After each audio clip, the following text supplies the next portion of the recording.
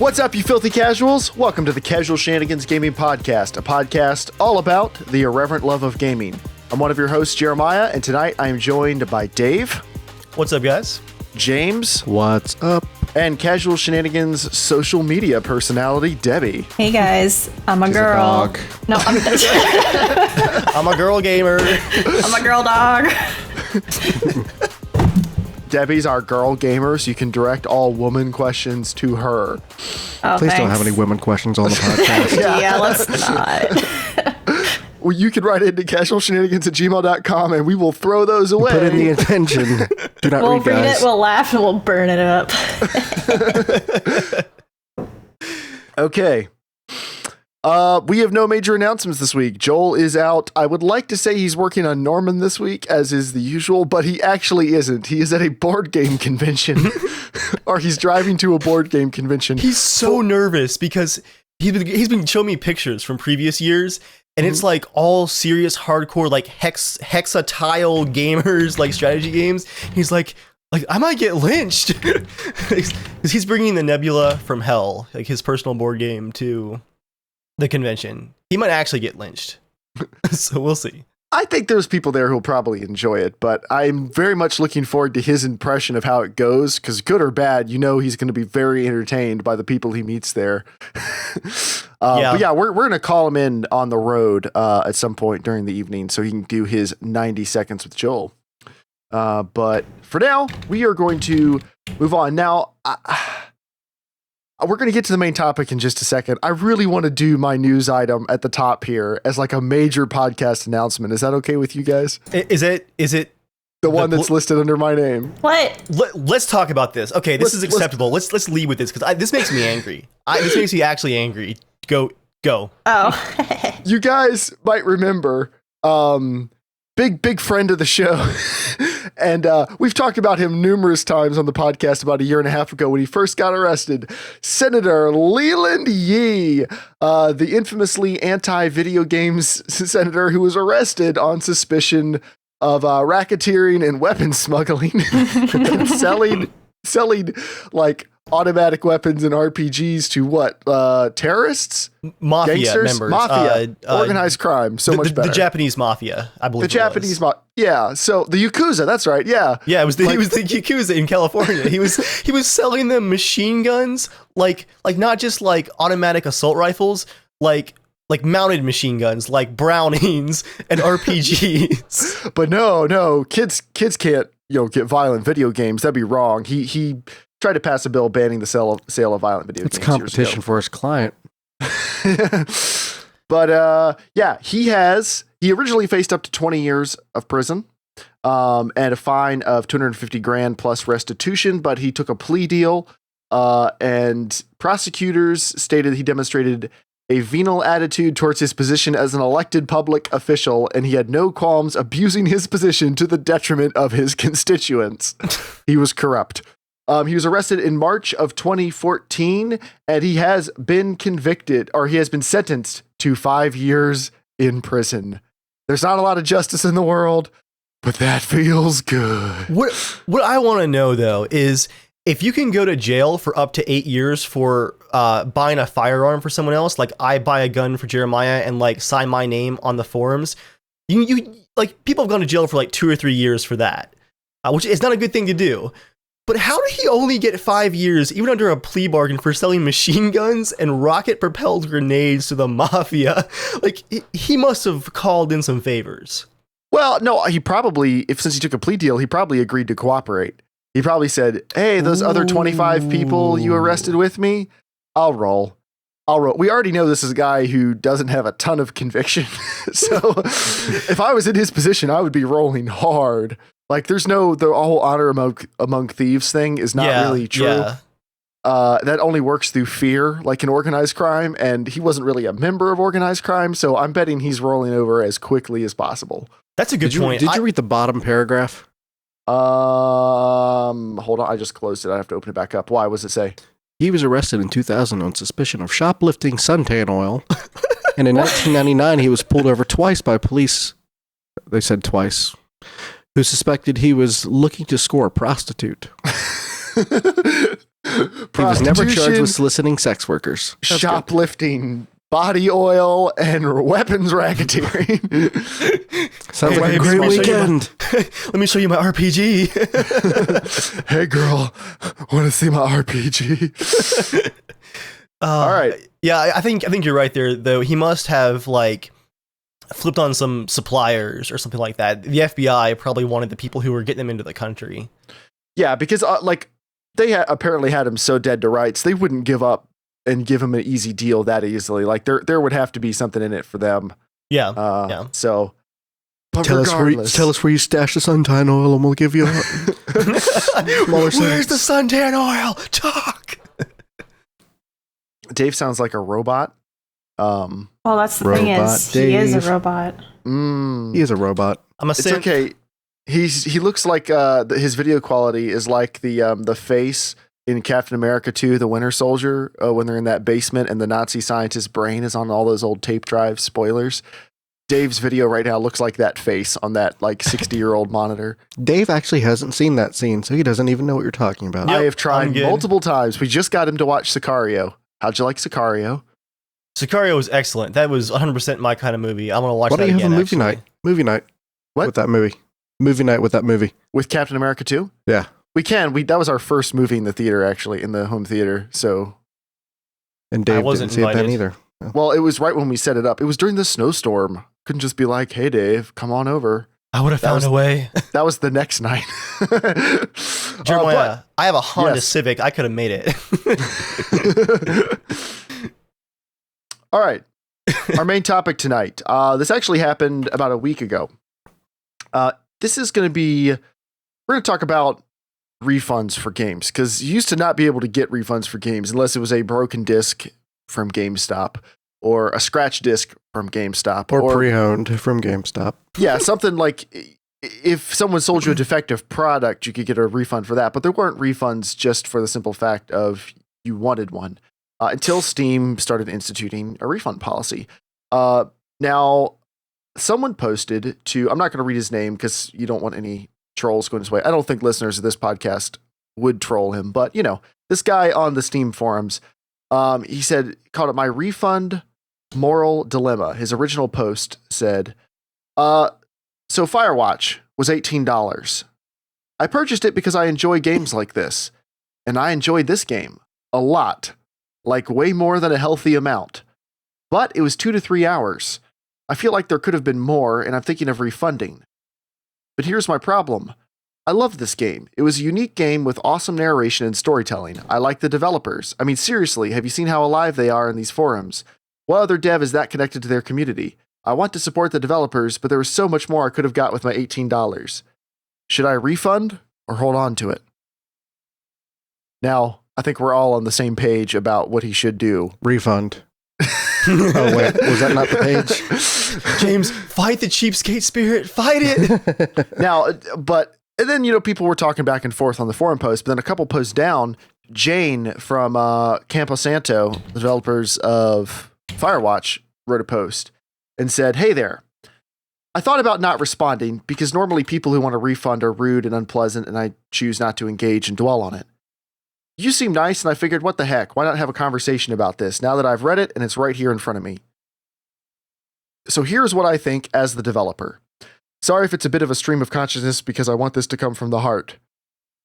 The 11 of us, referring to the developers, all took a lot of risk to make this and sacrificed financially to give Firewatch a chance." Sorry, Just playing it was a tiny heartfelt. keyboard. Okay. I'm more interested in why you just have a tiny keyboard ready to go. Why doesn't What, you everybody have a don't? tiny keyboard ready to go? All right. The 11 of us all took a lot of risk to make this and sacrificed financially to give Firewatch a chance. We all could have had much better paying jobs elsewhere, but we all thought this game idea had potential to be something special. We seemed to like each other okay, so we all took a big leap of faith. 2 years ago, we say, let's give this a go. Worst outcome is we all hate each other and go back to various money jobs, but we could say we tried. Money jobs. 2 years. We are all crammed in a tiny office sharing one bathroom. It's not a glamorous thing making an independent game. It's just a small room full of computers and a used microwave and $10 office chairs we got from Craigslist. Life happened during those 2 years. There were big breakups, profound illnesses of loved ones, a baby, etc. The dev team got to be like family because that's how making an indie game is. You are all in it together, through thick and thin, supporting one another, because if you don't, there's no way in hell this game would get made, let alone any chance of it to be worth more than a bucket of hearts. Or bucket of love, I don't know. They wrote a bunch of heart emoticons. We were excited, but terrified. We felt free, but were constrained. I've been in this industry for 15 years almost, and this is the hardest I have ever worked. We all gave it our all to make this weird thing, and we had no idea if it was any good to anybody else. All we could do was try the damn hardest to make something we are honestly proud of. At the end, if this was a commercial failure, all we have got is what we have made. Nobody could take that away. So yes, I'm sad when people think this game is not worth the money we asked for, which we thought was a fair ask. $20, by the way. It makes me feel like I failed them. It is okay if people don't like the game, but it affects me personally a lot when people feel like it was not worth the time they engaged with it. But do I blame you for wanting to get the most out of your $18? No. I don't know your financial circumstances. $18 might be a lot. Or even if it isn't a lot, why shouldn't you try to get the most out of it? That's a fair desire. That's why we asked for $18 too, because money is something we could all use more of. So I suppose in conclusion, if you do refund, I'm not upset. It's on me to learn not to care too much. All I ask is maybe sometime in the future, when the game goes on mega dirt cheap sale, you could gift the experience to someone else you think will enjoy it like you did. Sincerely, Jane. So before we talk about the overall topic, what do you guys think about that letter? I thought it was really honest and heartfelt. Mm-hmm. Like, she told him... I cried a little. Yeah, a little tear came out. She told him, like, the situation, like, why exactly to the point, and that's more than, like, anyone can hope for a response from a developer, from a game. Yeah. It'd be different if it were a game that were just buggy as hell and just, you could tell it was just thrown together. But a game like that, but, you know, a game like that, they've obviously did take a risk because they really wanted to make this game. And so I think that kind of insight hopefully will be a precedent for people that are having other moral dilemmas on whether they should get refunds or not. Yeah, she should be a banner. It's one thing because, like, not only did he enjoy it, but the game is well reviewed. It's technically sound. Props to the original poster for, you know, being honest about, you know, wanting to do the refund, but I don't think that was, you know, a lot of thought that he should have been starting with in the first place. And that's what I'm more interested in talking about, is why would someone feel like they should get a refund for a game just because it's short? Because while that note was very heartfelt, and I believe the developer was telling the truth, and I'm sure making the game was extremely difficult, as a product, who cares? And I don't mean that in a mean way, but if you can get a refund for something, why shouldn't the guy? And I mean, I don't think any of us think he should have gotten a refund. By his own admission, like, he loved the game, which I don't know how he could type out, I loved the game. I really, really loved the game. I want to get my money back. Like, I don't know how he even made it to the post with that. But, you know, why do people feel like they should get refunds for a game because it's short? Because, like, if you go see a movie, most movie tickets are the same price unless it's Star Wars or if it's 3D or something, you know? But if you go to see a good hour-and-a-half movie for $10, $12, and then you go and see Lord of the Rings, do you walk out of Lord of the Rings thinking, oh, well, if the next movie I go to that's an hour and a half, like, you walk out of that and you go, oh, I need a refund. Like, that was too short.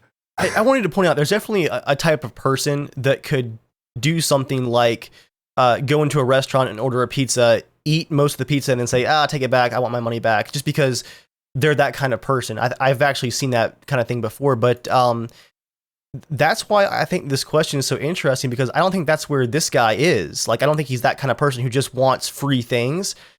There's something about the fact that this is a game where he has an expectation going into it of, like, a certain amount of time or value out of it that he wasn't sure if he got. Like, I don't feel like this guy is that kind of person who would just abuse a refund system because he could. Does that make sense?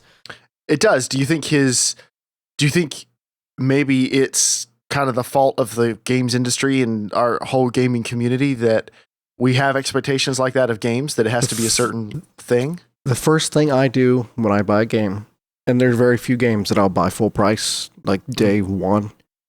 Not that I don't mind paying full price for a game that I'm going to really enjoy, but I just, I have other games that I'm going to play, so there's no reason for me to buy it the day it comes out. First thing I do is look up how long to beat. Mm-hmm. And if people are spending, 7, 8 hours on it, that seems like a good length for a game for me. If it's, 3 hours, 4 hours, 2, even 2, then I start to question, okay, is this really worth the money that I want to spend? And I make that decision at that point. I don't think I'm going to buy it, and if it's short, then I've wasted my money. Mm-hmm. And he said he has played games like this before and really likes games like this. Now, I guess maybe he's played games like this before that are much longer than this and was expecting this to be something similar. I mean, it depends on what he considers like this. I mean, if he's considering a game like The Long Dark to be like this, or a game like Gone Home. Or Dear Esther. Yeah, I mean, those games are those two are pretty short. Mm-hmm. I mean, the Long Dark is just whatever you make of it.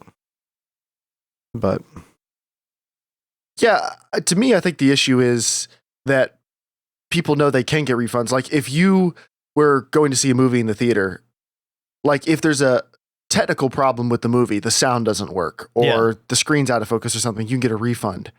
If you walk out early on in the movie because you just hate it for some reason, or it was inappropriate for your kids or something, like it wasn't what you thought it was going to be, most theaters, as far as I know, will give you a refund in the first couple minutes. Some of them will do it anyway just to keep your business. But I don't know of many places where you could go through the entire experience and then walk out and go, nah, I really, really loved it. Like, walk up to the ticket counter and go, I loved it. It was amazing. I love that movie. It was only an hour and a half, though, so can I get my money back? They just go, no. Nope. Like, they're in the same position as Steam because they didn't make it. They're just selling it to you. And they would go, no, you got the experience. Tough. And with movies, if it's a movie you don't like, you walk out of the movie and go, oh, that sucked. Or you rent it or something and go, oh, that sucked. I don't like that. I don't enjoy that. And then you go online and yell about it. Yeah. That's it. But you don't try to get your money back because you didn't enjoy it. Like, what other things do people feel like they're entitled to get their money back just because it wasn't exactly what they thought it was going to be? I mean, again, I don't think it's this guy, but I think there is a personality type that almost sees it as a sport. Like, if I'm not 100% satisfied of my experience, I'm going to try to get my money back, whether it's buying a new phone or, eating out or something. My steak was a little underdone. Complain to the manager, complain. Try to get your meal for free.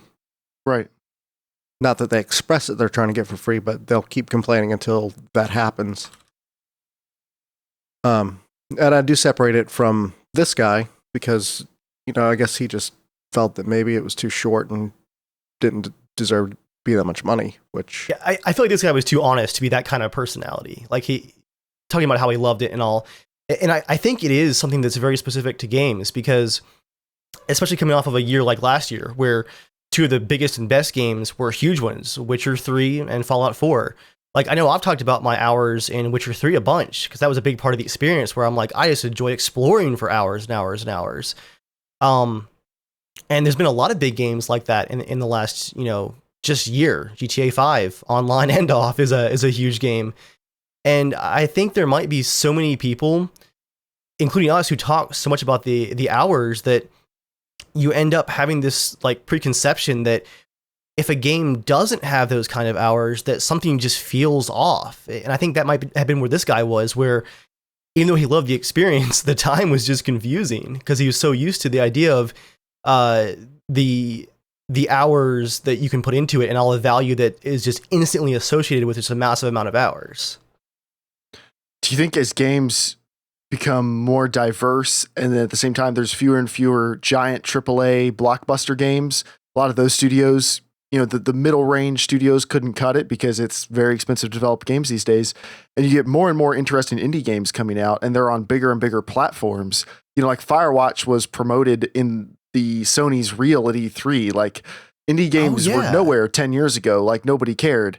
And now they have a serious presence and people consider them to be real games. But as that happens, you get more and more artistic expressions that are less a game. More stuff like Everybody's Gone to the Rapture, where like I have a hard time calling that a game. It's an experience you have on a gaming console. But it's not a game in the way people are probably thinking of it. So do you think as that happens, are people's expectations going to have to adjust for what you're getting for your money? Yeah, there's no reason why you can't do a little research before you buy a game. Well, we'll get to that. That's actually, I wanted to get to that next, but what do you like, do you think there's a good solution for what to do when you play a game that's not what you thought it was going to be? Yeah, return it in the first 30 minutes or 20 minutes. Yeah. Like show an effort of, this really wasn't what I meant to buy. I thought it was something completely different. Mm-hmm. Just be honest. I mean, if you've put hours into the game, which I know it has a cutoff limit, but I think even that cutoff limit's a little too high. Mm-hmm. Honestly, I think you could do it like in an hour. Mm-hmm. I mean, and I think Steam, if they really put the time into their system, they could find out if an hour was spent trying to configure stuff or doing multiple relaunches or something. Because actually, for privacy reasons, I don't know if they could. I think it'd be a hard sell selling that much system tracking. Maybe like if you have gotten a certain achievements, like maybe there's an achievement that kicks in at a certain point early in the game. And if you get to that point, they know you're actually playing the game and not just trying to fight it. Do you think that would work? I don't think the no questions asked policy is a good thing. Okay. I think you should justify returning it. Well, they ask you for what reason, but you can put whatever reason you want. They don't force you to do anything. The only downside of digital is you can't do anything with it after you buy it if you don't get a refund. Like if I buy a game and I play it for a little while and I just hate it, I can sell it or trade it if we're talking about a disc-based game. Mm-hmm. But anything digital, it's just, I've got it. I can't gift it to someone else. It's literally, it's there. My money's been spent. So that is the downside. So the last thing I want to talk about with this is what James kind of hinted at it with the YouTube community that we have, where there's a let's play of every single game in existence pretty much at this point, and the amount of previews and trailers and everything else. Do you think people have an excuse for buying a game and not at least having kind of an idea of what it's like? Or do you think... No, I don't think. So? Okay. I mean, it's... Yeah, I don't think so. Yeah, I don't think so either. I mean... Okay. There's a lot of developers release gameplay before it's released. Mm-hmm. And even before it's released, they release codes to streamers who also play through it and give their opinions. And if you're like me and you wait until after you hear reviews and you see other people play it and you just get a general consensus after the first couple of days, then you should know whether or not you like it. I mean, you can find out how long it takes to beat based on average people playing and beating the game. If you really want to wait to find out if it's your cup of tea, you can watch Let's Plays, you can watch reviews. You can watch people playing it on Twitch, because most new games get played on Twitch for, a window of time. Well, because everyone's desperate to jump on the train and right. get those views on day one. It's so funny. And so this was like an actual problem a while back when demos kind of dropped off. There was a lot of complaining about like, well, I torrent games because there's no demos anymore. And there was a period of time where like you were just kind of at the mercy of whatever media blast was going out for a game, but not anymore. Like you guys are saying, now there's streamers, there's YouTubers. You can get a great picture of what a game's like without having a demo. Like you should know going into it. If you've done the slightest amount of research beyond just looking at, a trailer, you should know what you're getting into. Now, I hate to like always grind on the thing I always like talking about, which is pre-orders. a lot of the time when I see people complaining about how a game's not living up to their expectations, it's Need for Speed. But most of the time, it starts with something like, I pre-ordered this game 3 months ago, and I can't believe they would shovel this garbage out the door. I hate this, blah, blah, blah, blah, blah.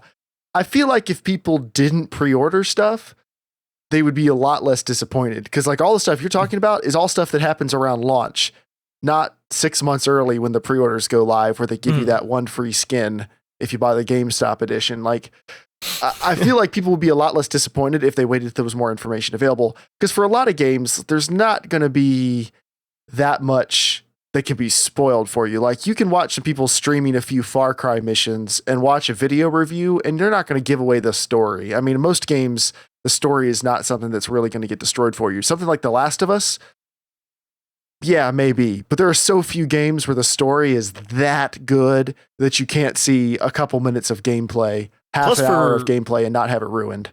For Far Cry, you know, the new ones, if you've played 3 or 4, you've already seen the story anyway. So it's getting Assassin Creeded at this point. Yeah, and like Debbie and Justin from Dollarwise Gamers are talking about in the chat, you know, you can watch someone play a game, and if you know the type of games you like, you should be able to figure out fairly soon if it's something you would enjoy. You know, maybe you'll love it, maybe you won't, but you should be able to see like, oh, this definitely isn't for me, or yeah, this is all right. You know, this might be something I could try. But So- even still, you could play it for 30 minutes or an hour and find out you don't like the gameplay. You don't like it and return it. Mhm. You don't Yeah. have to beat the game to decide it's just not worth your money. Now, I wonder if he wasn't expecting to beat the game. Maybe he was going back and forth on whether he should return it or not. And then he beat it like before he decided, you know, because that would make me feel a little disappointed. I'm like, man, I don't know. I'm getting into this. I'm Not not if you sure. loved it. But that's the thing, though. He did. Oh, yeah, it's true. Because he loved it. So he probably didn't think about it until he finished it. And for the record, this guy decided to keep it.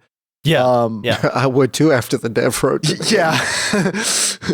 But before we move on, so the topic is, when should you request a refund? So we've talked about, we don't think this guy really should have been thinking about a refund, and we don't think people have many excuses for wanting the refunds after the fact. But when should you? Because I think the refund policy is awesome, and it's something that we all wanted for a while. For sure. So Dave, we'll start with you. I think if he had stepped away from Firewatch and said, not only was that too short, but I found it to be bland, it was not what I was expecting, and if the game hadn't ended for me, I probably would have given up on it pretty soon, then we could probably talk about a refund. But like we've been repeating, he did say that he, you know, loved it. And almost like, if you think about it, if he had refunded the game after loving it so much, honestly, that'd be worse than torrenting it, just taking it, because you're using Steam's resources, you're adding to their sales data, and then taking it all away at the end. Like, you're like abusing another system to get your free copy of the game. But when should you? When should you? And let's say you specifically, when would you request a refund? And I'm actually looking forward to Firewatch, by the way. I am 3 hours or not. I'm really looking forward to playing through it. I would refund a game if there were severe technical issues, which should be pretty easy to figure out early on. I'm really trying to think. There aren't a lot of scenarios where I would refund a game. If there was a severe difference between what was advertised and promoted and what the game actually was, I might consider it. If it was like a completely different game, I'm not talking about The Witcher 3 downgrade or anything like that, where it was like a slight shift in how things were at launch. For me, it would really have to be something that just was completely so far below my expectations that I could not see myself getting past that. It would have to really like disappoint me a lot to consider a refund. Have there been any that you've refunded? I have not. No. Okay. Debbie, how about you? No, because I have your library. Debbie doesn't have games, to buy Debbie. games. Debbie can just rent them. Under what circumstances would you refund a game that you bought? If it was really, really buggy, Okay. and if I played through it and it just didn't jive with me at all, I'd be like, I could spend this on another game that I might like better.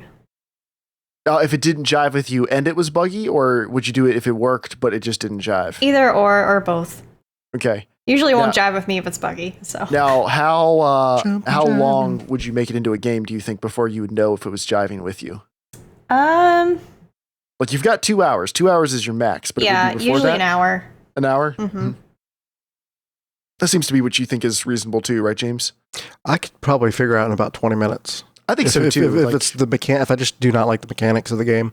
Mm-hmm. For me, I would say if, like they said, if it's buggy, if it's server based and the servers are just a pain in the ass to get into, and it's just gonna be more frustration than what it's worth.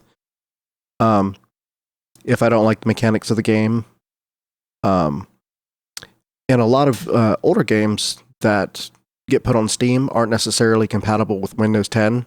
So if there's a compatibility issue, I would, ask for a refund on that. But as far as the mechanics and not enjoying it, I'd probably figure that out within, 15, 20 minutes. And then I would say, okay, I'm not going to put any time into this game at all. I have not returned a PC game, but I have purchased, disc-based games for the consoles and just said there's no reason for me to have this. Anything you've returned recently? That would be a good example? Nothing that I'd returned, something that I bought new and couldn't return, so I traded it in. Okay. For, I think almost the same as what I paid for it, so it wasn't really a loss. Mm-hmm. But it was, after playing for like 20, 30 minutes, it just didn't feel fun, so. Mm-hmm. Believe it or not, I didn't like GTA the first hour I played it. GTA Online or the story? Both. Really? Just the mechanics really threw me off. I wasn't used to them. I just had to get accustomed to them, but it took me about an hour to really get with it, sort of thing. And look where it's led me. Well, I said that's interesting because I don't think there's been any game where I just did not like it flat out at first, and then I slowly grew to love it. Mm-hmm. Like, there have been games I thought were maybe okay that I started loving, but I don't think there ever has been a game, because normally, like, if I hop in and it's bad, I just stop playing it. Like, if it's not my thing, I bug out. But dude, just get to 50 hours in Bloodborne, and you are going to love it. That's a game I tried to love. I just couldn't do it. I tell you, one game I have refunded, and that was Grand Theft Auto 5. Well, I bought it. Well, hold on. I bought it, but this is where our refund policy is good. I bought it, remember this. and Rockstar's authentication methods are weird. You had to sign into your Rockstar account with your Steam account, but they didn't properly explain, or you could argue it either way. I don't feel like they properly explained which Rockstar account you have to log into, and they didn't tell me that my Steam account was already tied to one. They just said, pick what Rockstar account you want to use. So I did, and it bound my Steam copy to a non-existent Steam account. Like, it basically made it so I couldn't play the game. But I was able to go right in and request a refund after their support didn't answer me. Like, they wouldn't answer my ticket. They never did. Like 3 weeks later, they popped in and said, is this still an issue? So I just closed it. But they didn't really respond to my ticket. So I could just go in, grab a refund, and rebuy the game again, like on a different platform. It was totally fine. So I think that's a great way to get a refund. Now, a game I would have requested a refund is I borrowed a subscriber's Origin account to test Star Wars Battlefront for the Potato Masher. And I hopped in on the PC, and it took almost 30 minutes to get into the first match because the matchmaking is so totally broken on the PC. After that first 30-minute load time, and when I played the first match, and then it took another 20 minutes to get into the next match, I would have refunded it immediately. That would have been like maybe this wasn't like launch day either. This was a couple weeks afterwards. So it wasn't like they were just getting crushed the first day. The matchmaking just didn't work. If that had been my game and there was a refund policy, I would have instantly refunded it, because that's just an instance of, you know what? Everything about the gameplay could be good. Like, it can be fun, it can be tight, but it's an online game, and if there's one component missing and you can't play it, that's it. So I think we're all kind of in agreement about this, but I wanted to talk about it because I find it interesting that this is like the only real medium where I've heard people feel entitled to refunds for things they enjoyed or completed all the way through, and they think that's normal. Not the people who are complaining because they want a free meal at a restaurant just because that's their thing, but people who actually think that they are entitled to a certain length of time or a certain experience. And I don't think those people are bad. Like Dave said, I don't think this guy had any ill intentions. Yeah. I think it's just what we're used to as gamers. And as the games industry evolves and as the games we play evolve, I think we just have to get used to the fact that not everything is a game in the way we think it is. Not everything is 8 to 12 hours long, or, not every MMO maybe needs to be 200 hours long. I just want stuff to be good. And there's stuff I wouldn't buy if it's really, really short for certain amounts of money. Like, I don't care how good the Order 1886 is. For $60, I wasn't interested in 4 hours. For $20, I'll probably try it at some point. Oh, you can get it for 10 right now. 10? Okay. That's probably worth it. But so that at that point, that seems kind of worth it. I'll decide it's worth a certain amount of money to me, and I'll wait till it's that amount. Right. And that's why you take your time, wait to find out what people are saying about it. And don't pre-order a game. If you're not sure, wait. But if you are sure, don't listen to Jeremiah. Get those bonuses. Hey, we'll talk later, but I am pre-ordering a game. Hey. Episode Need for Speed 2. But no, there are so many opportunities to find out what a game is. I don't think there's any reason you should have to buy a game early and then feel sad about it later. There's plenty of information out there. Yes. Take your time. If you need to be careful with your money, and I think I've got more money to spend on video games than I ever have. Like, I'm an adult now. I can actually spend more money on games, and I'm more careful with my money than I ever have been, just because I can be. There's so much more information out there. You don't have to throw your money away on bad games. There's so many good games out there. You don't have to spend money on bad ones. There you go. Preach. And now, amen. and now, pass the plate, Jeremiah. Pass the plate. Patreon.com/casualshenanigans. It's time to talk about tithe. It is now time for the news. News time. There we go. Whoa. Dave, what do you got for us this week? This lined up nicely because we're actually getting this question in chat. We're talking about Fallout mods. This lined up nicely for streaming the podcast on my channel this week. Dave, when are you doing the castle? Soon.jpg. Joel and I actually recorded some stuff last night. Total War? What? Total War? Total War? Well, actually, Total War is currently like, if you just imagine like a big pipe. Now imagine like a bunch of like cavalry like stuffed into the pipe. That's the next Total War episode. It's currently stuck in the pipes out there between my house and YouTube. I'm trying to push it through right now, but it's stuck. I admire your fortitude. Every day I expect you to show up and just knock on the door holding a hard drive and be like, hey, please. If I had fiber, I bet you would. Actually, yeah. I mean, you're like, I think according to Google, you're like 12 minutes away from me now. I would drive for uploads. Some of these are ridiculously huge. Like Total War is only 8 gigs, but the Fallout tours are like 18 gigs at 1440p. Anyway, news time. Fallout 4 mods. They're coming, guys. Let's ignore the fact just for a minute that on the Fallout 4 Nexus, which is like a PC website for downloading Fallout mods, there have already been between 5 and 10 million downloads of mods created with fan-made tools. Like the creation engine is just an updated version for Fallout, a great update, but still just a new branch of the engine. So a lot of the older Fallout 3 and Skyrim tools actually do work with the engine. And it's a little risky because they're kind of guessing at some things like in the new file format. But I've been using a lot of these mods now since November, and there's tons of them out there. Millions of downloads already, and the official tools aren't even out yet. The official Fallout 4 GEC tools come out in April. They'll go into an official beta test for everyone, and that's for PC.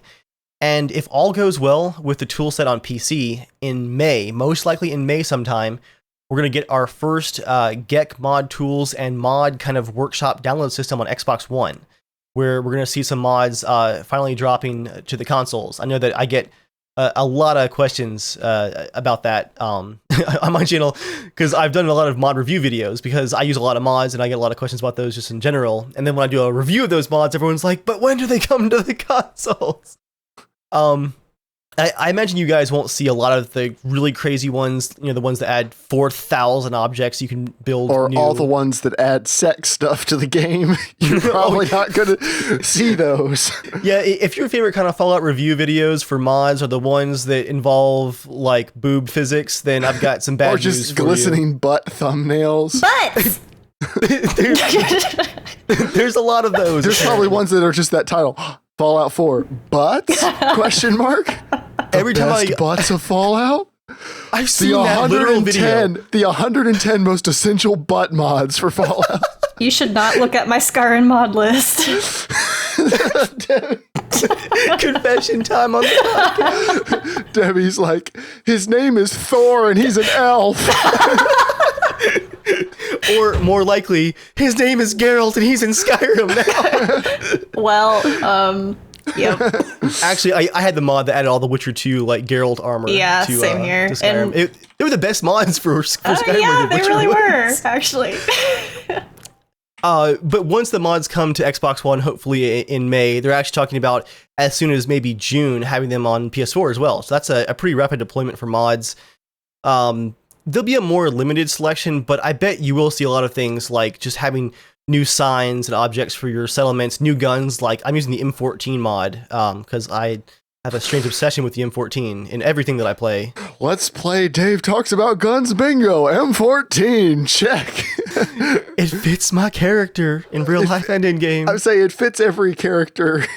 You make your characters fit the M14. I'm pretty sure if there was an M14 mod for Witcher 3, you'd make it work. You know I love the M14, Jeremiah, but you should also know how much it pains me to hear you say that. Oh, because your love for Witcher lore is greater? Geralt and friends are sacred. Yeah, Fallout 4 mods officially coming soon. But honestly, I just couldn't believe the amount of mods already out there. Like, it is staggering how many are already out there and being downloaded. Yeah. How many mods are you using yourself? At last count, it was 67. Whew. Yeah. And as Joel saw, we actually recorded a settlement tour last night. I'm now making custom textures and posters for my settlements. Why are you doing that, Dave? Nerd. Why am I doing that? I just wanted to hear you say indignantly, what do you mean, why?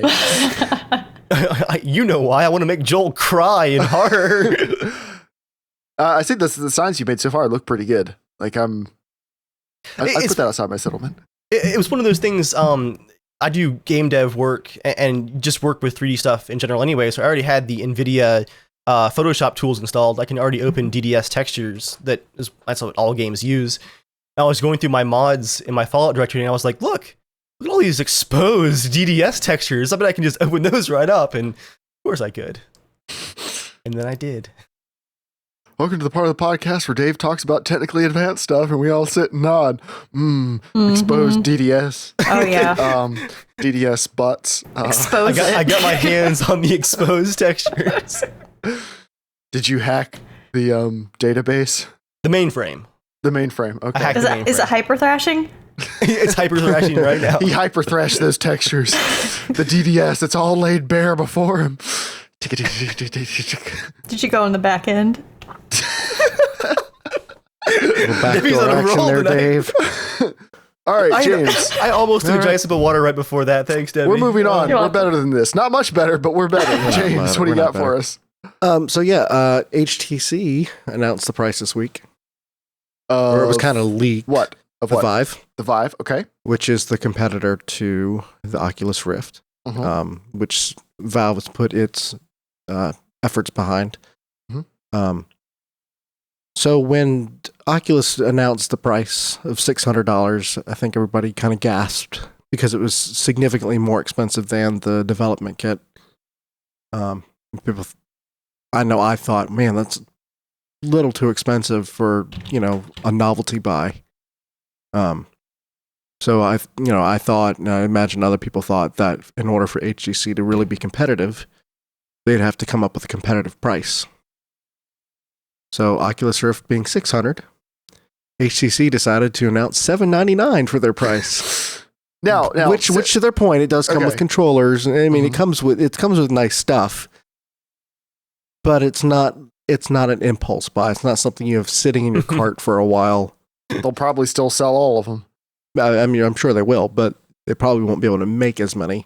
The reason I'm really excited for the Vive, not the price, but I'm really excited for the Vive is because its controllers are motion controllers. It's not coming with an Xbox controller like the Oculus does, but it's controllers and these little towers that watch them, and like a Kinect style camera is what it sounds like, that watches you in the room.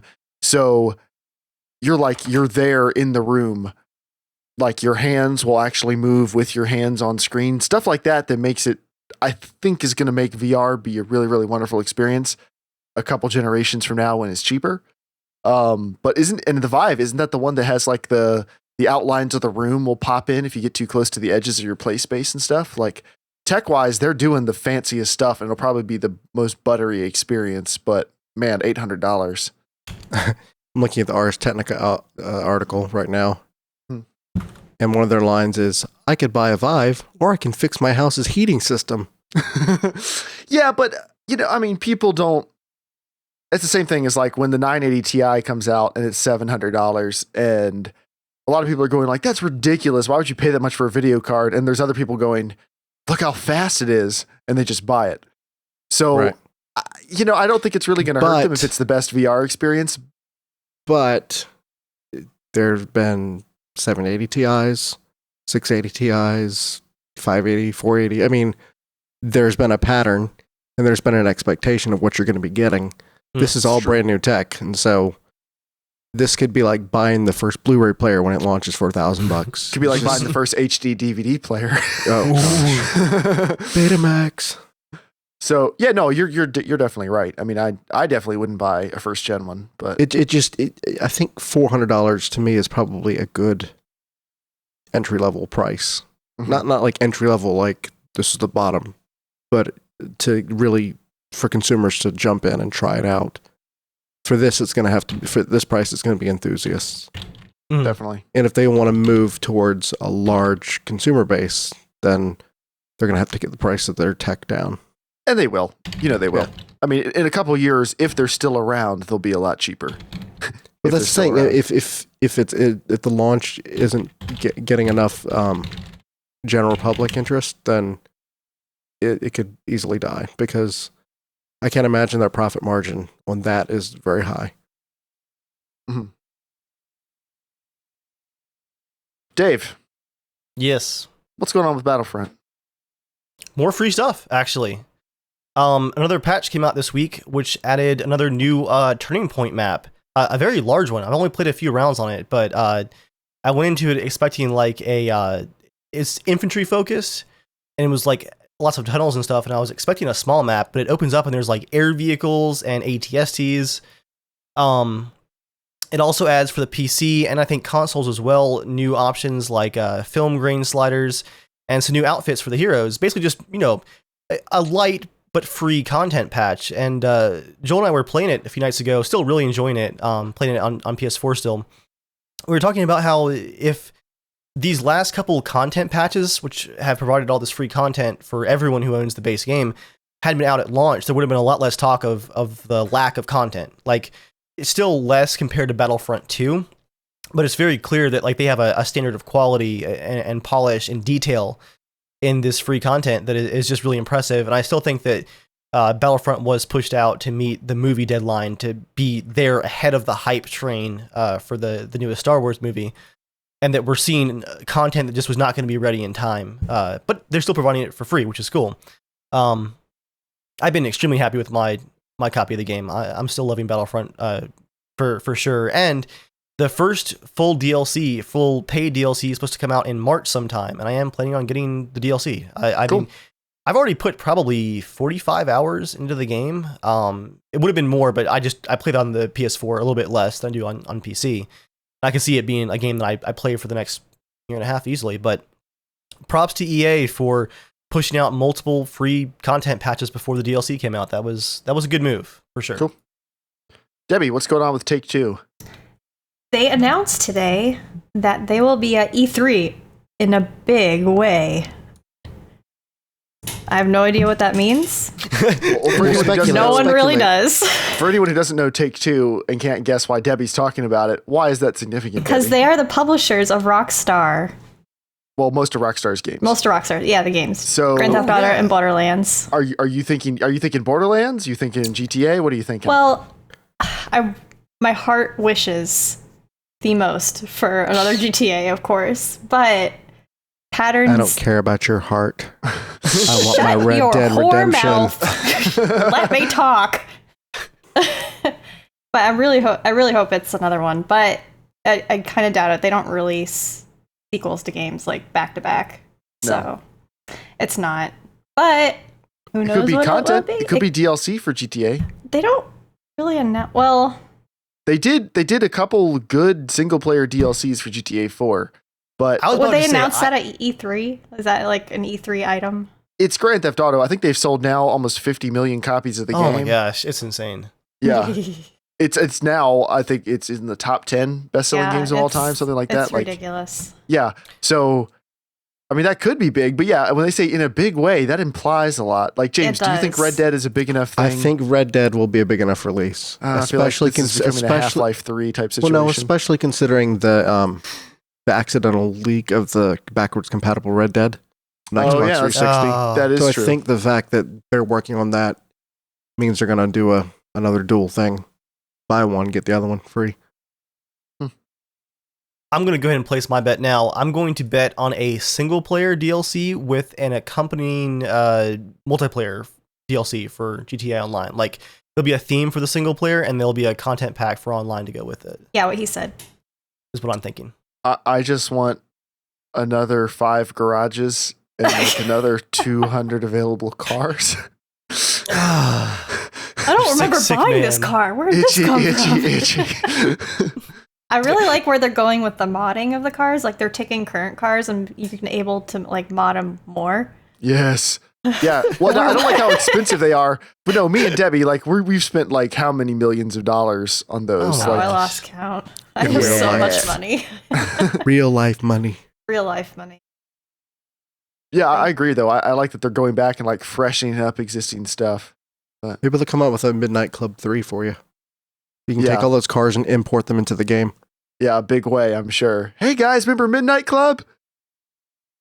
All right. That's true. It was 2 console generations ago, but you know. Red Dead or bust.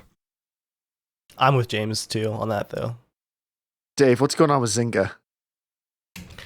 Zynga. So this started out as almost like a non-story, but I found the stuff that PC Gamer, this comes from PC Gamer, stuff that they kind of extrapolated from this to be kind of interesting. Zynga's that monolithic Farmville mobile game, like horrible place to work at by everyone's reports. It's the bad guy in the video game industry that everyone hates and is okay with hating, honestly. Wouldn't you guys agree? Like, Zynga's has just a terrible rep. But they were also a money printing machine a few years ago. They're actually selling their massive headquarters building. And now they're not selling it completely. They're going to sell it to a company and then lease it back, like lease the space back. But they're getting rid of the ownership of the building. And this is more of like an indication of how things have changed since 2012. Because as PC Gamer points out, in 2012, their stock was $14 a share. They were buying up entire game studios just for their IPs and absorbing them into the Zynga monolith. And now their stock has fallen from $14 to $2. And I haven't heard of them buying a studio or putting out a big game like Farmville in a long time. I mean, these aren't the games I play anyway, but they've kind of been off the radar for a while, wouldn't you guys say? I think I saw one of them standing outside of a Walmart with a sign the other day. Please buy my games. I think they've just been quietly making money for a while. Like, I don't think they've been... I know they're still around, but yeah, you haven't really heard about them for a while. They were just buying up all kinds of things and people hated them, but then they just kind of faded into the quiet. I think Zynga is like one of those too big to fail monolithic game publishing deals, but I don't think they're the steamroller that they were a few years ago for sure. Definitely not. All right, and then finally, so one of the big worries with VR, and one of the things that's constantly talked about on the PC side is, well, you're going to need such an amazing computer to run it. You can't, you have to spend $1,000 on a computer, $1,500 on a computer to be able to play VR games.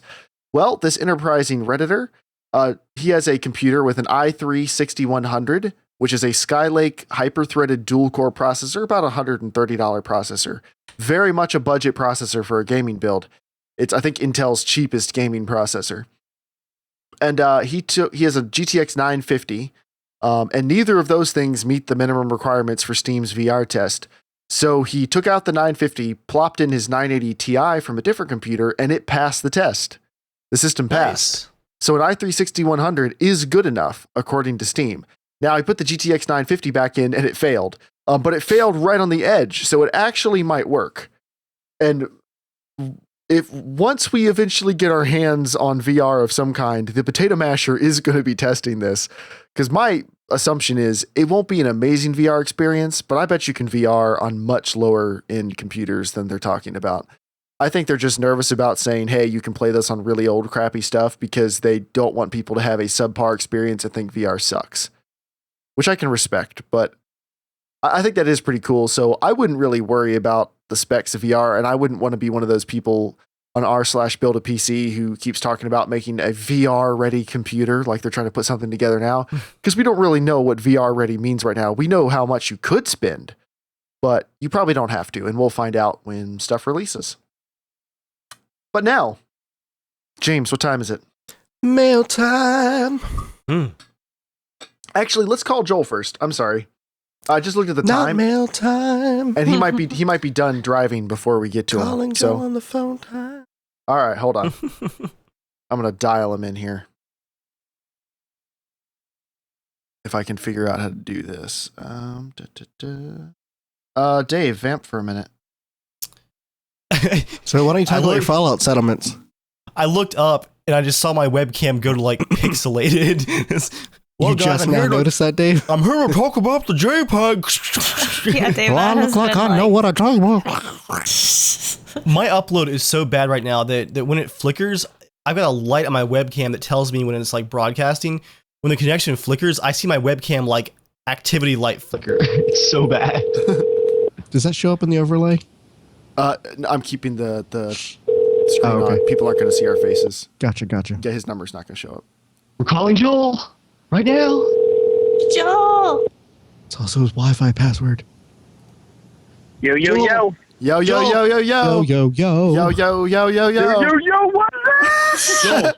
Joel, this is Dave. Joel, can you hear me? Joel, this is Dave. Can you hear me? It's amazing. Joel's Hey, on his Dave. phone is so much cleaner. Joel, there's a settlement that needs your help. Here, I'm going to mark it on your map, okay? Add it to your GPS. How's it going, man? What are you guys talking about? We're calling you to talk about 90 Seconds with Joel, the part of the podcast where Joel talks about whatever he wants. Oh, yeah. That's the sound of not preparation. You've been doing it for 3 years now. Are you kidding me? No, he knows. We talked about this earlier today. He's good to go. Okay. I was asking is this what a new you segment? guys were talking about. Like, what was the whole topic tonight? I just want to see if there's anything I could benefit from mentioning.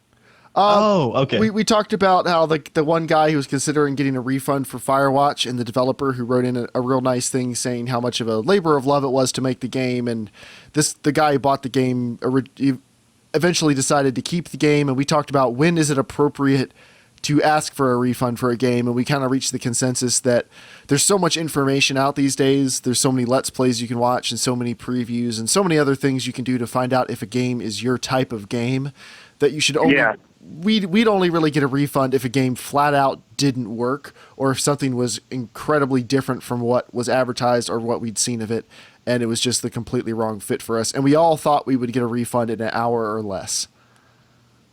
Oh, yeah, I agree with you guys. That was so ridiculous. Like, especially that was like, man, that was awesome. It's like, I immediately thought of playing Journey.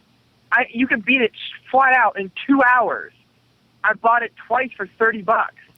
It's been a glorious experience. I'm like, those 2 hours are phenomenal. Like, just shut your bitch ass now. Sorry, it pisses me off so much. Which brings Joel, me to tell us how you really feel, okay? It brings me to pirating because I was reading this article about because Just Cause 3 and I think FIFA, whatever the latest one's on, FIFA 16 or 15 or 17. We'll let you guess based on what year it is. Well, it's always like 1 year ahead. I always feel like kind of like how cars. Cool, it's not car 15. models are like the 2016 one. I'm like, we're not there yet, but the 2017, whatever. But they were saying that DRM, what they're trying to do is they know they can't stop pirating. Like it's pretty much impossible. I mean, maybe they could figure out for a while, but it's someone's going to break through, right? What they are trying to do is they're trying to stop it long enough till it's not worth pirating, and then they'll just buy and they'll give up because the 1 month while the game's out when it comes out release, their big month where they get all their money from actually making the game. Right. Everything else is bonus pretty much. But anyway, we're just hearing about people that are like whenever a game comes out, it's like if they don't include driving in this game, I'm just gonna pirate the shit out of this thing. And it's like so it's what? So because they didn't get a function that you want, that gives you the right to steal it? Like, what the heck? I mean, I understand digital items, it's so much less personal to steal, but man alive, I wish it would happen in real life to have to come over to my house and physically grab a copy you didn't have driving, Joel, into your game, so I'm stealing this thing. Joel, you don't have any physical games. Well, that's true. But just people these days. I hope people who steal games like that, I hope their grandmother gets punched in the face. So every time they steal games, they're like, "Oh, I'm sorry, Grandma. I'll stop pirating stuff." I don't know. It's just something that just pisses them off and makes them really angry and sad. Because obviously, nothing else matters. I think for those of you just joining us, this is the segment where Joel rants from the space station down to us on Earth. Dave, you actually sound worse right Dave's now. in the bunker right now. Joel's in space. I'm down in the bunker. I want to be in space. Now, Joel, I will say that de novo is the DRM that everybody hates, mostly because it will randomly disconnect if your internet connection's shaky. It'll disconnect in the middle of a single player session and pause the game for you in Just Cause 3, and a lot of people feel like that's really stupid. And I agree with them, but apparently it's good enough that it is taking a month or more to crack a lot of newer games that use it. I think it's working. It's making a difference. And I saw you. And I'm happy. I'm like, yay, ha ha ha. Good, you're happy because fewer people are playing it on PC. This will make Joel happy. Fail. That particular DRM has actually gotten one of those groups that does crack games as a hobby.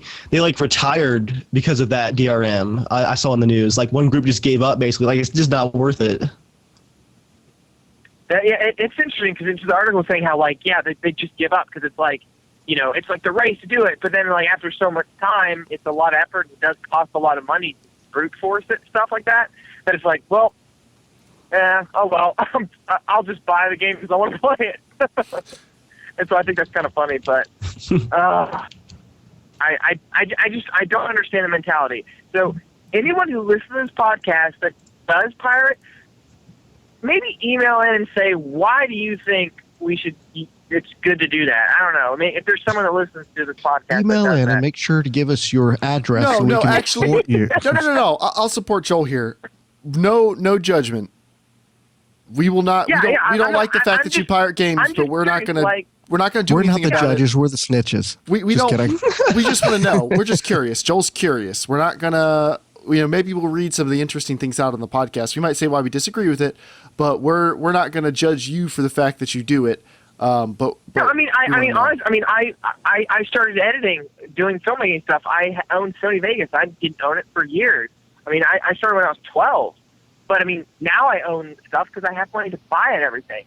But so it's I'm sick of hearing oh well, I don't have money, so I'll just pirate the game. Now I understand. I did that before. I did it. I was really young, and I'm it was really stupid. But then again, I'm yeah. I'm a filmmaker now, but but I also see, like, man, like, it's so stupid because, like, here I'm making my own content I'm spending years on. Like, Yeah. I know one day I'm going to see Norman on a torrent. Like, it's just going to happen because, you know, if it does get picked up, eventually someone's going to have it that way, you know? It's going to be one of So those in one fake way, I'll feel torrents. kind of bad, like, if it doesn't get torrented enough. I'll be like, oh, people didn't like it. But then I'll also be pissed if it's torrented. Joel, Hey, it's going to be one of those fake torrents when you try to download Star Wars Episode 8. It'll actually be Norman. Joel, instead. you should talk to your bae about that. Ooh. About your bae. Ooh. Say, what? Oh, God. What are you saying? You should talk to your boyfriend about that. Oh, got it. I was like, Bay. I was like, what the heck is a Bay? Like, eBay? Like, what? Welcome to Joel is Old, a part of the podcast where Joel doesn't get the stuff the kids are into these days. Also, Joel, you realize that for people to be able to torrent Norman, you have to finish it first, right? Oh. And if people wanted to see what Joel, the filmmaker, was up to, where could they find things about Norman? PSN.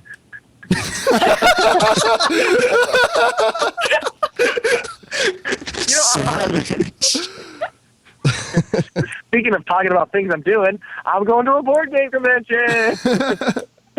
We promise Seeing Joel. Joel is refusing to self-promote, you can find Norman at normanthefilm.com, right? And Joel, yes, it is. Yeah. And Joel will be back on the podcast at some point in the future. But thank you, Joel. Drive safe and have fun this weekend. Wait. Did you do his See you 90? guys. Yeah, you did. Oh. All right. See you, Joel. Bye. Bye. Pirating Games was his 90 seconds. Kind of launched into it. But yeah, it is now time for mail time. I'm not doing it again. Mail time. Thank you, Debbie. All right. Our first bit of mail comes from Quantum. He wrote in again and said, "Welcome again." Remember, English is not his first language. This time I promise my mail will be short. Joel and James are absolutely right. Ocean is bullshit. Why is this not a campaign yet anywhere? Here's the plan. I'm no weapon specialist, but I know PC components. We take a PC artifact called GTX 480, preferably 4 of them in quad SLI. This can basically melt the sun itself. Then we put this thing close to an ocean. The ocean will be dry in seconds. I know it is confusing to Joel and James, but just you have to trust me on this one. I think that Dave or Jeremiah might be able to help you. Dave even knows what atrocities this can do, as I believe this powerful weapon was once in his hands. I've seen things. What was it that the one of the co-designers of the atomic bomb said after the invention of it? James, you should know this quote. It's right there. I love this quote. I know which quote you're talking about too. Shoot. I have become death, destroyer of worlds. That's the slogan of every GTX 480 owner. So yeah, we have to annihilate the ocean, just adding my resources and knowledge into the fight. Why can't I vote for Joel and James to become a president? They gave us the best idea ever for the future. I like it. I like it. The only problem is 50% of our oxygen comes from phytoplankton from the ocean. So we're basically killing ourselves. Now, first, 50% of us die. yes, if we go ahead and take care of 50% of us first, and then we can go ahead and kill the ocean. James, you got to look at it like this, man. We're killing ourselves, but we're taking the ocean with us. I'm gonna be up in the space station broadcasting down my orders. I was gonna say, James, it sounds like Now you've lost me because once again, space is the final nightmare. well, space stations are pretty cool. James, it sounds like you might want to be one of the people who gets to go to Mars, because they're going to be excited if there's like one drop of water on Mars. You'll be sitting out there in the middle of the desert. There ain't no oh, ocean yeah. here. It's like so peaceful. It's a dried up ocean. Like, no. You're like, I've got all my old NES games with me and all my science books. I'm happy. I don't have a plug. They're like, but James, we need you to work. We spent $1 billion to get you here. I'm happy with my What are you going to do? books. Come get me? Huh? Yeah. You going to cut off my oxygen? No. All right. Next bit of mail. Callum wrote into casualshenanigans@gmail.com, just like you can. I have a simple question. A lot of time, research, and attention is put into choosing internal components for a PC, as every penny counts these days. The same can be said for monitors and peripherals. The thing I don't feel is given enough attention, though, is the case. This has started to bug me as you look at it all the freaking time and possibly build several systems in the same chassis or at least make upgrades. With that said, I'd like you to tell me something. If you were starting your build over from scratch and had a good, healthy budget, what case would you buy? I want something to be proud of, something that looks the business, but functionality and features is most important. I know there's an age-old debate of flashy LED-looking beast versus discrete fractal design models, but I don't have a preference either way. I currently like the Good, we can sway you away from one of those. I currently like the NZXT Source 340 for its looks, but I want maximum functionality and convenience, I guess. We actually talked about this a little bit when we did the tech building your first PC. Oh, we did. Yeah, that's right. We talked about your case, picking a case that, for me, the number one was cable management. Yep. Easy access cable management. Well, James, if you had a pretty decent budget and could spend within reason whatever you wanted on a case, what case would you get if you were starting over? I mean, I wouldn't spend that much, honestly. I would probably buy that fractal just because it's quiet, it's roomy, it's got cable, it's got everything I need. I mean, I would put my money somewhere else. I mean, if anything, I would go as silent as possible. But I'll say, as a fractal R5 owner myself, I think it's the best case I've ever owned. It doesn't have a lot of style, but it sits under my desk. You know, I'm okay with it not having a ton of style. It is super quiet. I never hear it. I was over at Dave's the other day, and when his 980 spun up, his 980 Ti, we have the exact same card. And Dave, I'm not picking on your case. No, it's not the 980 Ti. It's the dual radiator water cooler, which is attached to the top vents, which is not a supported mounting position, but it's where I wanted it to be. Okay, then I thought you said it was the Ti, my mistake. But even then, no, it's the water cooler. I'm running a dual 140 millimeter cooler on my CPU pointed right out the back. But my case, just my computer in general, is like maybe a quarter the volume of yours, even at full blast. It runs a bit warmer than yours.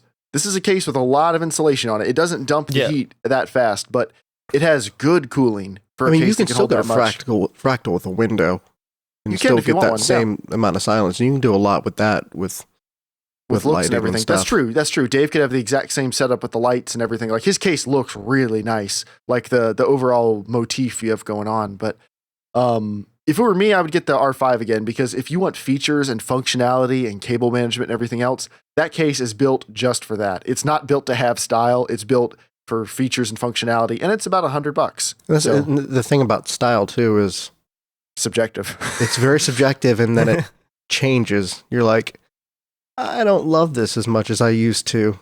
Especially, when you're building one of your first PCs and it's one of the transformer looking ones, and you're like, oh man, this is amazing, so cool. You're like, I kind of wish I had a little less light in the room. Which is why I would point to most people towards cases that are like simpler, because if your tastes change, your case is just nice and clean looking, and you don't really have to worry about it. Nothing can beat the Cooler Master Wave Master.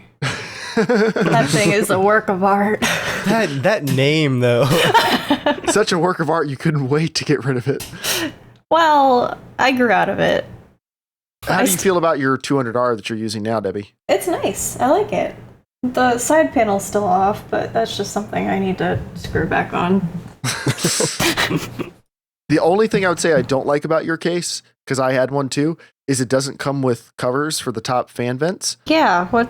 And because of that, by the way, remind me, I've got the screens. They're yes. Here. I've got filters.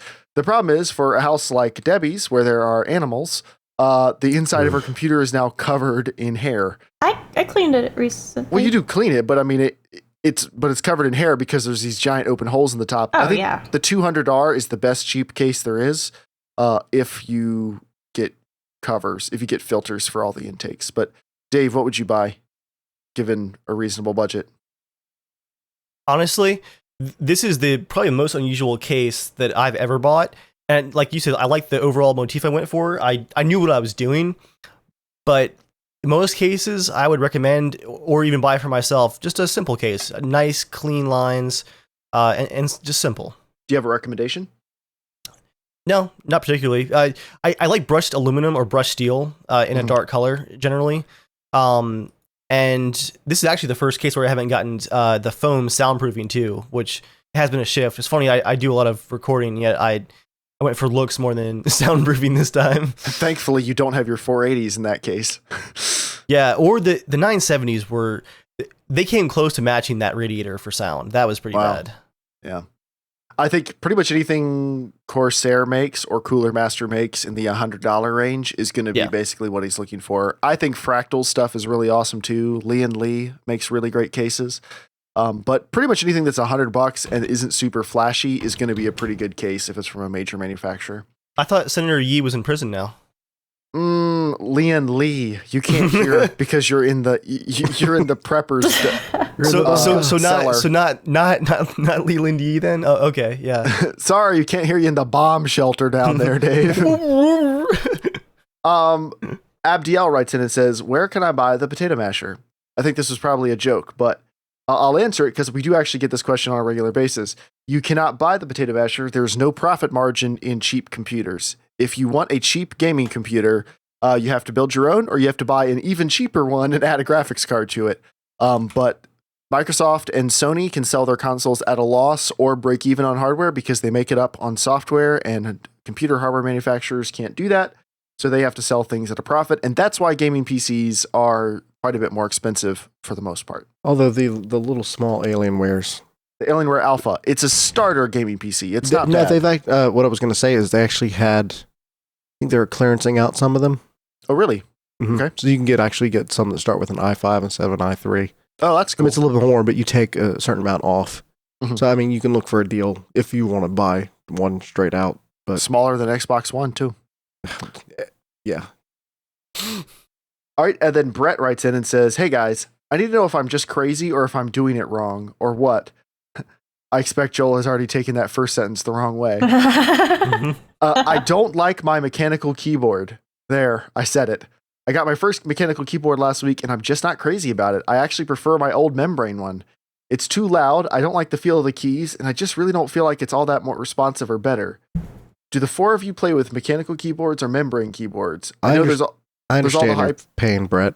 I hate Jeremiah's mechanical keyboard too. I know there's all the hype around mechanicals, but maybe they're just not for me. He's got the Monoprice mechanical keyboard with the cherry blues. So Dave uses a mechanical. Are blues loud? Like I mean, let's be honest, they're all kind of loud. I don't think blues are the loudest, but no, I think red's the loudest, right? I think so, yeah. I think the Logitech G710 is probably the quietest one that I've seen, but they're all pretty loud. Now, James, you use membrane or mechanical? Membrane, but I have a Microsoft Sidewinder that has the anti-ghosting, so I haven't had any issues with it. Debbie, you use a membrane. Yes. Do you have any thoughts about mechanical keyboards? Have you used them? Do you like them? Can you hear Jeremiah's going? Yeah, I'm a sound person. Like, I don't like loud sounds a lot of the times. Speakers. And I wouldn't like constantly typing and hearing that. Like, my keyboard at work is membrane, but it's pretty darn loud, and I'm thinking about upgrading to a quieter one. So that's just my thoughts. Wait, so you think your membrane is too loud? Yeah. Are you thinking about getting one with like the chiclet keys or something? Yeah. Just because when I'm typing all day, I'm just like, oh, stop making noise. I just want to type. Now, Dave, you and I both use mechanicals. Why do you like your mechanical? I actually had a funny story about my mechanical keyboard. Joel was here last night to record a Fallout Settlement Tour. I went to like type in a console command before we started recording, and I typed it in, and Joel's just staring at my hands as I go. He looks at me and goes, "Does that get any quieter, or is it just always like that?" It's just like, of course it's always like that. I think it's definitely a subjective thing. I still have a membrane keyboard at work that I haven't used in 4 months. I switched to a mechanical because I actually wore my membrane keyboard out. The last one that I bought, it was a great a Satec actually. Lasted for almost 5 years until the shift key started sticking. Is this your old keyboard, Dave? You have the same one I used to have, yeah, the Satec. Okay, it's not the same keyboard though, right? Because you're describing the same problems I have. No, did he give you his old keyboard? I don't know where this came from. That's it right there. W was I spent like $60 on that keyboard, and like 5 years is a good time for it. But by the end of his life, like some of the key presses were shifting and changing. I decided I wanted a keyboard that was going to be consistent. Like a mechanical keyboard is going to be good for, what do you think, Jeremiah? 20 years plus, probably. Like, I mean, I've got a I have a IBM mechanical keyboard that's dated 96, I think. And it Yeah. does work. 2 of the keys and the little mouse nub aren't that responsive anymore, so I stopped using it. But most of the keyboard's 20 years old and still works. So Are you going to keep it that long? Are you going to keep it for 10 years and keep using it? Or are you going to want something new? So the one I have now, I'm totally happy Either with one the of one. you. I'll keep mine, I think. yeah, my original purchase of it was because I had heard how much better mechanicals were for a lot of people, and then I just wanted one that was going to last more than 5 years, because I'm definitely like a power user when it comes to just the amount of time spent on the keyboard. And once I got it, I discovered that I was one of those people where the sound doesn't bother me, and I really prefer the consistent key presses. Like, it's hard to go back to my membrane keyboards after using it. I have not had any issues with mine. And let me tell you, I typed many papers with it. So I'll say I think I like my mechanical for similar reasons to Dave, but maybe slightly different in some parts. We all like to make jokes about I'm big, blah blah blah blah blah. But what goes along with that? I don't have very fine motor control in my hands. I was never a good like lead guitar player. I was always good at rhythm. I just like the fine, like moving your fingers that quickly in tight rhythm and stuff. It was just never that easy for me. And for anything that involves that, I'm just not great at it. And for any tools or anything I use, I like a lot of visceral feedback. So like in everything, like in my car, when I was rebuilding stuff, I modified the shifter and replaced all the rubber bushings with metal in the shifter mechanisms. So it's not quiet and smooth anymore. Now it's a solid mechanical chunk, chunk, chunk back and forth because that gives me more feedback. Same thing with brakes, suspension, everything. I like to take the padding out for everything but my seat. Because I really enjoy the additional mechanical feedback on stuff. So for me, a mechanical keyboard, it's that reassuring clickety here. Let me open up something so I can type while I talk about this. It's the reassuring, like you were typing really quiet. Let me hear you type like you normally type. No, dude, Jeremiah, that's come on. Is that too quiet? No, when you find something, you're usually like this. You're like, I thought I was being loud. No, you are a power typer. You type with attitude. Like this? Does that sound like it? No, it's like the thunking, like pressing down. You can hear it on your desk. All right. Well, anyway, moving on. I like the visceral feedback of one satisfying clunk. I hate membrane keyboards. I hate trackpads on computers or like on laptops. I can't work on a trackpad. I can't work on... I hate puppies and rainbows. On chiclet keys, I don't like any of that because I don't get much feedback out of it. And like I drag, but my fingers are big. I drag them across the keys. I mistype a bunch. Like if there was a version of the keyboard that was just a rock, you could hit on another rock. I'd be like, that's perfect. So I think it is just. Would you like a cuneiform?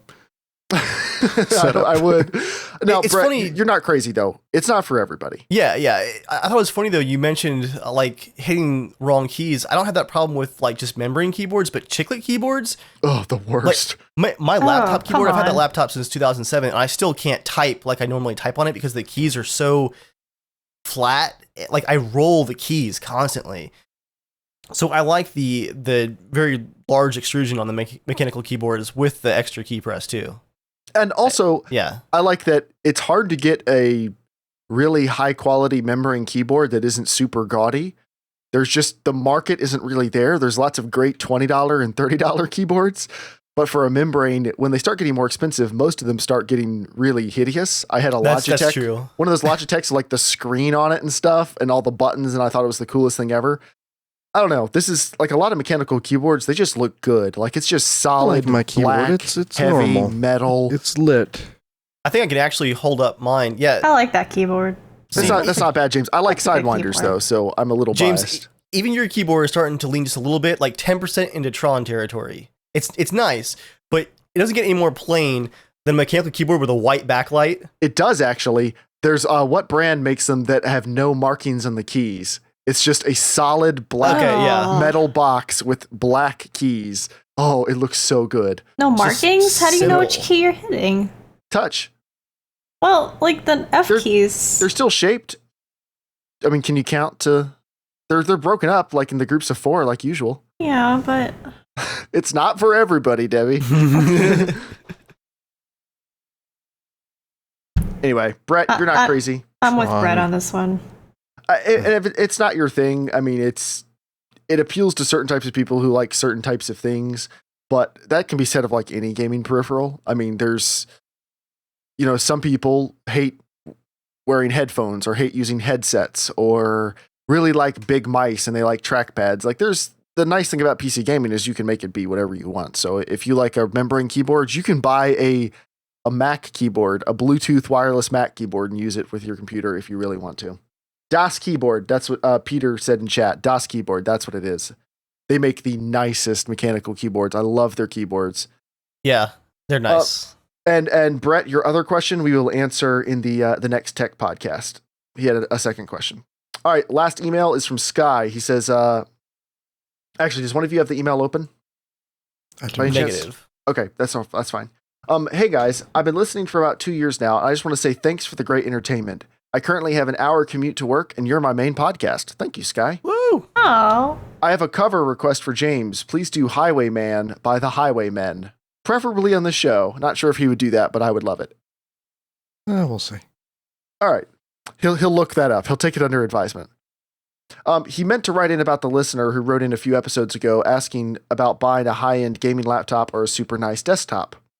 I felt there wasn't enough thought put into why someone would want a gaming laptop, and I'd like to share why I have mine, along with a decent desktop. First off, nod to Joel because it's just so much more convenient. Couch gaming for PC is a must for me, and I find a laptop the best way to do this. From League of Legends, what? Steam Link. Well, this is from League of Legends to games like the Shadowrun series. It's all done on my couch with a laptop, not plugged into his TV, like just on his lap with the laptop. I do this to be with my wife after the kids are in bed while she reads or writes. So that might be an instance where you don't want to have the TV going because it might be distracting. I do game on my desktop, but it's secluded in an office, and while it's nice to be alone to game, sometimes just being around my family is really nice, even if I'm preoccupied with the game. So that's pretty much exactly Joel's reason. Travel. I do a little traveling for work and for leisure, probably one of the biggest reasons to own a laptop for gaming, of course. I'd like to note that I play Battlefield 3 and Blacklight Retribution off of my phone internet using a hotspot app when there's no internet available. I usually get decent ping, and it uses a surprisingly small amount of data to do so. And then LAN. Of course, it's the easiest way to do LAN gaming, and you don't even need to buy a high-end laptop to get decent performance for LAN. My friends and I play several FPS, RTS, and of course League of Legends together occasionally, and nothing beats being able to hang out together playing games. I find that needing to move desktop equipment around makes it too much work to plan, and we would never do it until everyone bought a laptop.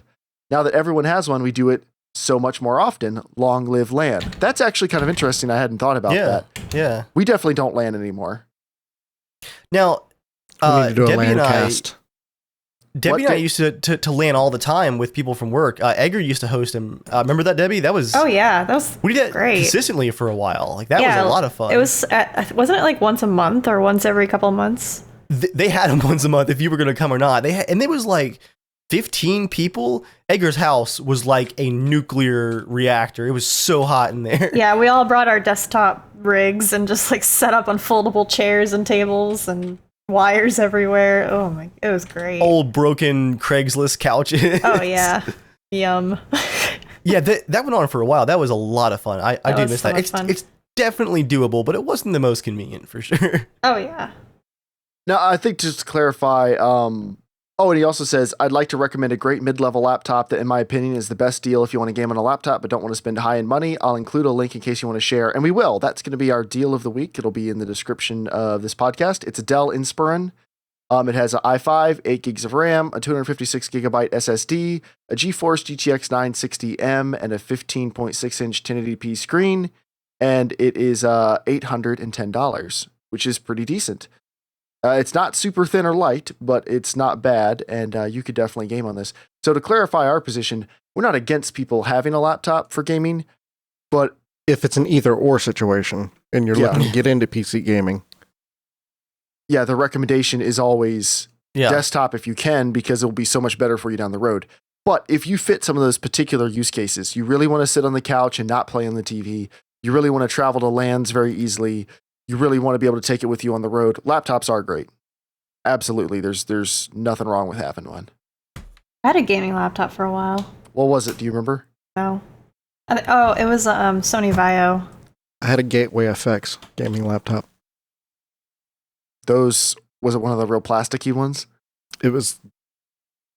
I don't know where I have it. It was like black and orange. Yep. Oh, 17-inch. Yep, I've got a friend who had one of those. Ugh. I actually remember those. Yeah. It gamed really well, honestly. You know, if Dell wants to get in touch with a great dedicated podcast to do a little bit of sponsoring, you know, they know where to find us. But yeah, that is a good option. It'll be in the description. And if you game on a laptop and you listen to the show and you are in a different situation why gaming on a laptop is better for you, I'd be very curious to hear it. Write in. casualshenanigans@gmail.com. Now, before we go this evening, we're going to talk about what we are playing this week, the games we are playing. So, Debbie, would you like to go first? I do. So, I've been playing Portal 2 again this week with John. We've been doing the co-op, and even though I've been through the co-op several times with different people, it's still fun. It's still challenging. I still am really bad at puzzles. But yeah, it's been really fun. And of course, GTA. Of course, yeah. Of course. And Arma. We played Arma a little bit this week. That was a lot of fun. Mm-hmm. I love the new Eden editor. Oh my gosh. Eden has completed our lives. Eden is crack. I built that mission, Debbie, in like Eden one is night. Now Joel's angry and confused. They're talking about Arma. And aroused, He's always just because those normally go together. Dave, what about you? This is new. I just, like, when you said, like, let's talk about the games we're playing this week, you all went to robots. You're like, let's talk about what we're playing this week. I watched my internet light turn amber, but it came back. So that's a good You're going sign. away, so... Yeah, so are you sure? Because you sound pretty terrible right now. Like, the light turned blue again, so that's... Okay, all right. Yeah. What I'm playing this week, Arma. We had time for Arma this week, and after dipping my toes in the Eden 3D editor, there's going to be more Arma. There's going to be a lot more Arma. I've already made so many missions in the 2D editor, which was much more difficult to use. This one is actually fun. Like, it's so much fun. Like, approaching Fallout settlement crafting levels of fun. Cool. Speaking of which, I beat Fallout 4 this week. Yay. And I found the story much more engaging by the end. I found, like, once you know the characters a bit more, you've got more motivation. In the beginning, you're kind of, like, you meet your family for 5 minutes, and then, you know, everything goes Not wrong. even if you run fast. Well, you know me, I was exploring everything, even with the nukes on the way. Sir, the atomic You're like, bombs are they'll coming. get here when they get here. I got stuff to look at. Dave, the bombs are falling, but look at the tree textures. There was still, you know, some not great voice acting and facial animation, but overall, I think the story was definitely worth a playthrough, and it was a far superior main quest to Fallout 3's main quest. Wouldn't you agree, James? Oh yeah, definitely. Far superior. I can see myself. I wouldn't say it's better through... than New Vegas, but No, it's not. But I can see myself playing more of the main story again in the future, like sometime. Whereas Fallout 3, once it was done, I was like, all right, that's enough of that. Played a bit more Witcher. well, yeah, they really make your decision a little more impactful in this than they than they did in Fallout 3. I like how it affects the world after you've beaten Fallout 4, and I also like honestly how brutal it was, because you commit some genocide no matter what faction you choose at the end of the game, and it was more squirm inducing than I was expecting it to be, you know, since I hadn't been totally engaged in the story for the whole way through. But yeah, playing a bit of Fallout, of course, outside of the main story, doing some settlement recording with Joel, and finally, I played a bit more Total War Civil War mod today. You're forgetting the game. I didn't want to talk about it because it's shameful, James. We should be ashamed. We started playing Rocket League at 10 p.m. on Tuesday. No, it was 9. No, we started at 9. You started at 10. I wasn't there at 9. Else. I started playing at 10. We started playing Rocket League at 10. Shane joined us at like 11. We played until 2:45 in the morning, basically nonstop. 4v4. Yeah, which is the most chaotic mode. Like we all were delirious with like headaches by the end. James, I went to bed at 10 p.m. last night because yesterday I felt like I'd been hit by a bus. Like I felt awful all day long. We had a good time though. It was fun. Oh, it was surprisingly man. fun. Yeah, Play 4v4. It was. I'm not gonna make a habit of it because I think I'm not quite John level where I despise anything that's not 2v2. But I think 2v2 and 3v3 are far superior to 4v4. Yeah, and definitely. 4v4 for long periods of time is like it's like a sensory overload. I think it was just more fun playing with Mark at the time because we were being really all stupid. Yeah, Jeremiah, we were delirious. It was something special. I'm so happy for you, I think. All right, James? Just that Rocket League gluttony. And I started playing Pillars of Eternity, which I'm really enjoying. Cool. It's just it's a very old school RPG, kind of like, Diablo, Baldur's Gate, those type of games. But it's really well done. Anything else? Nope. I am playing more Rise of the Tomb Raider. It's good. I feel like it's maybe been dumbed down a little bit as I've gotten through more of the fighting. It feels like Laura is able to crack off a few too many one-hit kills with the bow there. Not that that's bad, but it feels like it's made the game a little bit too easy because I can get into a rough situation, kind of like in Metal Gear Solid, where you can just run around and then just hit everybody really quickly and you're not in any danger. It feels like if I get into a sticky spot and people spot me, I just whip out the bow and shoot them all really quickly and they all die instantly. And then, oh, no big deal. Like, I don't think anyone's called a flare on me yet. So I'm not sure how I feel about that, but man, the motion captured cutscenes are amazing. Like just especially at 4K, not to toot that horn again, but the quality, the detail. You practically played a song on the podcast, tooting your horns. Anytime you guys are over here, ask to see like some Tomb Raider in 4K. It looks insane. Nice. How much detail there is. And I'm still continuously surprised that they have managed to take the franchise from what it was, which was really just an excuse to leer at Laura's increasingly comical physique.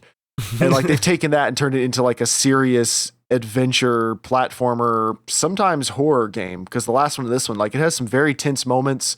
You're physically inferior, but they portray that in a way that isn't demeaning to the character, but it actually makes it a unique game. And they have made the character someone to respect and someone you actually care about. And the other characters are good too. So like I'm very surprised and pleased that the Tomb Raider franchise has been so thoroughly rescued. And I'm really enjoying it. Because I mean, if you asked me 5 years ago, what did I want to play any more Tomb Raider games? Like I was way past carrying. I'd gotten a couple in bundles or something, but they just weren't that great, and there was just nothing redeeming about them. There was no reason to play them. So that's really cool. I wish there were more franchises that they could do that too. But anybody got anything else you want to talk about before we go? Debbie, did you play anything? Yeah, she already talked about it. Oh, did she? What did she say? Yeah, she was. Thanks for listening. Oh my gosh. I don't listen to you. I only think about what I'm going to say while you're talking. Doesn't everybody? She played Portal 2 with that's John. right. That's right. Portal 2, Arma, GTA, and Rocket League. I forgot to say Rocket League. Yeah, you forgot. Well, you weren't listening anyways, so. Well, maybe if you had said Rocket League, I would remember. James's triggers. With that, guys, that's the podcast for this evening. So thank you guys for coming out. You can always watch us live, 8 p.m. Eastern Standard Time on Thursdays, usually at youtube.com/casualshenanigans. We are streaming on me and Dave's channels every once in a while to expose new people to the show. But you can follow us at www.casualshenanigans.com. You can find us on iTunes. You can find us on your podcast service of choice. If you find us on one of those services and you enjoy the show, consider rating us or reviewing the show. It actually really does help and pushes us up the rankings. We appreciate that. And if you would like to support the show financially, you can go to patreon.com/casualshenanigans and support us there. So thank you guys very much. Check the description if you want links to more things. And until next time, stay casual.